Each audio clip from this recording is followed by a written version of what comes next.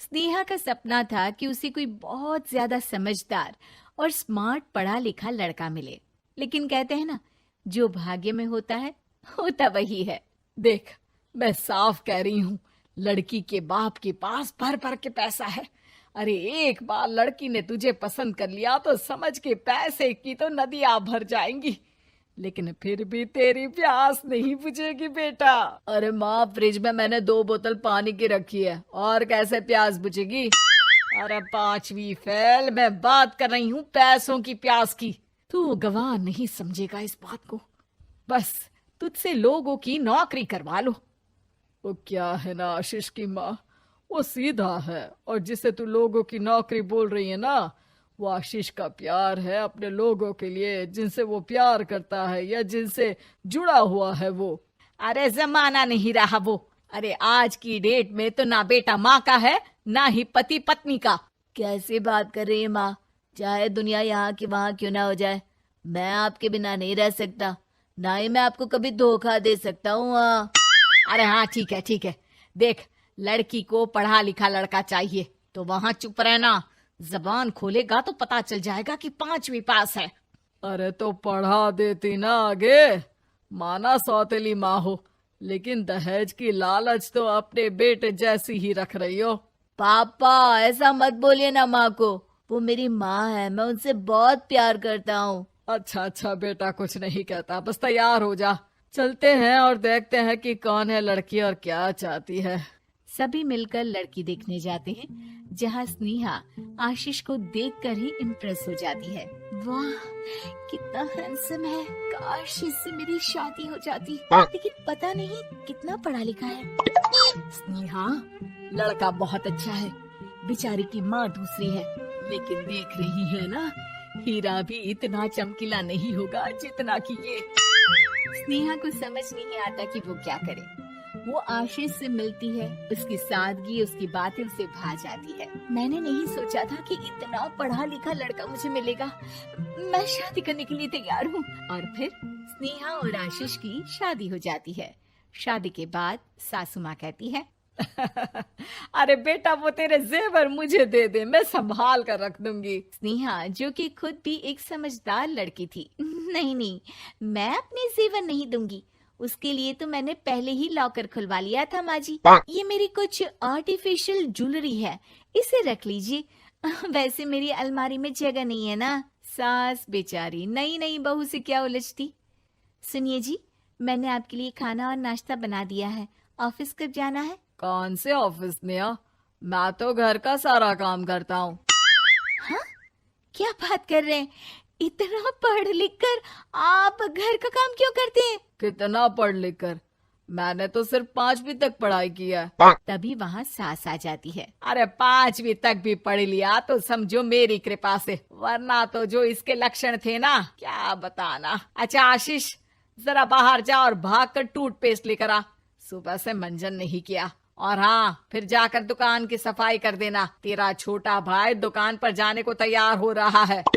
स्नेहा ये सब सुनकर हैरान रह जाती है। वो सोचती है कि आखिर उससे क्या गलती हो गई जो उसके साथ ऐसा हुआ। आशीष स्नेहा के पास जाता है। सुनो, तुमको तो मैंने पहली मुलाकात में ही बताया था कि। स्नेहा आशीष की बात ही नहीं सुनना चाहती है। वो जोर से चिल्लाती है, चुप रहो बिल्कुल, गंवार कहीं के।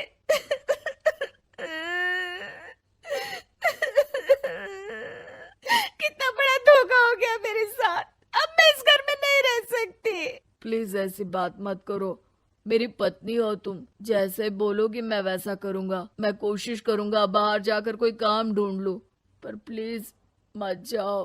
चुप रहो गंवार कहीं के, मैं तुम्हारे जैसी की बीवी हो ही नहीं सकती।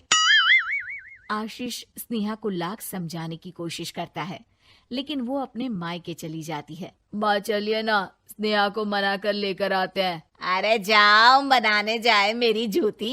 इतना घमंड, जैसे कलेक्टर हो कहीं की महारानी। अरे मैं तो तुझे कहूंगी कि तू भी भूल जा, हमने नहीं भगाया, खुद ही तो गई है। माँ वो बीवी है मेरी, मैं प्यार करता हूँ उससे, मैं जा रहा हूँ उसे लेने। वहीं स्नेहा के घर पर, माँ वो तो कुछ काम ही नहीं करता, घर का नौकर है, 5वीं पास। मैं नहीं रह सकती ऐसे आदमी के साथ माँ। बेटा वो लड़का बहुत अच्छा है, उसकी तारीफ मैंने हर किसी से सुनी है। तेरा पति है, अब तक एक गलत माँ के साथ रह रहा था, तू संवारेगी तो संवर जाएगा। तभी वहाँ आशीष आ जाता है। मुझे माफ कर दो स्नेहा, पर प्लीज मुझे छोड़कर मत जाओ। मेरी माँ के जाने के बाद मुझे तुम्ही से सारी उम्मीद है। तुम जैसा कहोगी मैं करूँगा, पर प्लीज मेरे साथ रहो। सबके समझाने बुझाने के बाद स्नेहा आशीष के साथ घर आ जाती है। आ गई महारानी, अब आई हो और सच्चाई भी पता चल गई है, तो थोड़ा तमीज से पति के साथ घर देख, रसोई संभाल और हम सबकी सेवा कर। देखो, मैं अब इस घर में बंटवारा चाहती हूँ। जो मेरे पति का हिस्सा है वो उसे मिले और वो आज से कोई काम नहीं करेंगे।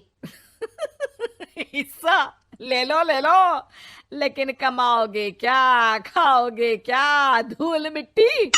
अरे तेरा पति किसी काम का नहीं है, वो तो मेरा बेटा कमा रहा है तो 2 रोटी मिल जाती है इसे। तभी वहाँ स्नेहा के ससुर आ जाते हैं। मैंने एक बंद फैक्ट्री को पहले ही आशीष के नाम कर दिया है और घर के 2 तल्ले में 1 तल्ला ले लो। मैं तो आशीष के पास रहूंगा, वकील थोड़ी देर में आता ही होगा। अरे जाओ जाओ, 2 दिन में भूख से तड़प कर सब वापस आ जाओगे। बढ़िया आई बहू बेटे वाली। फिर क्या था, स्नेहा आशीष के साथ मिलकर बंद फैक्ट्री को खोलती है और मन लगाकर काम करती है। दोनों की मेहनत रंग लाती है और आशीष अपनी मेहनत से एक सफल बिजनेसमैन बन जाता है। लेकिन एक दिन, अरे बहू बेटा आशीष, मुझे माफ कर दो, मैं भी अब तुम लोगों के साथ रहना चाहती हूँ। इस कमबख्त ने तो दुकान का बेड़ा गर्क कर दिया। वो तो आशीष था जो सारा दुकान का काम संभालता था। बेटा हमारे पास तो अब खाने को भी नहीं बचा। माँ जी, इसे कर्म के फल कहते हैं। खैर, खाना है तो आपको और आपके बेटे को काम करना पड़ेगा, समझी? हे भगवान, अब ये दिन आ गए हैं कि बहू के साथ रहने के लिए मुझे काम करना पड़ेगा। बेटा आशीष, तू ही समझाना अपनी बीवी को। पता है ना मैंने तुझे कितने प्यार से पाला है। हाँ माँ, वो तो ऐसे ही बोल रही है आपको। अरे घर में कामकाज के लिए बहुत सारे नौकर चाकर है, आप आराम से रहिए माँ। स्नेहा आशीष का अच्छा और सरल सच्चा व्यवहार देखकर मन ही मन सोचती है, मेरा पति गवार ही सही, लेकिन दुनिया का सबसे अच्छा इंसान है।